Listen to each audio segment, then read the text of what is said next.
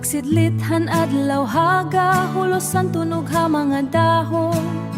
Huyuhuyhan hangin haton panit na sagupsop an kahakot. An kanhantam siha kakahuyan, mapait nga hunahunaon kun mawawara. Amo ini an kalibungan nga regalohan naton makagarahon. An kalibungan, unudhan naton dako nga kinabuhi. Di kita nakuhahan hangin pagkaon ngan mo pa'y nga kirtaon. Han kalibungan, aton gadhang kupan. Aton ini tangkod nga pag-atamanon. Basian kabataan, maaptan pa maupay nga storyang kalibungan. Hasunod nga henerasyon, hasunod nga henerasyon. Asul nga lawod, may dako nga bahan diha ilaro. Berde nga bukid, daminghan aton bungtukon, may madigon nga bagyo.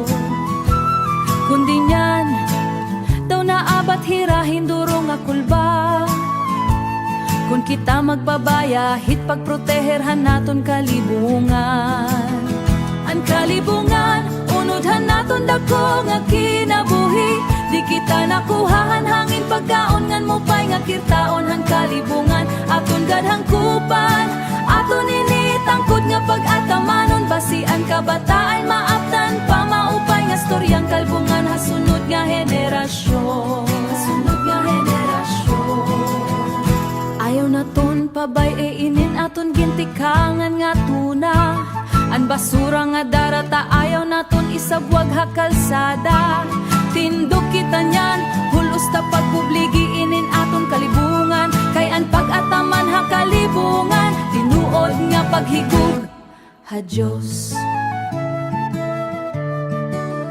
An kalibungan, atamanon ta.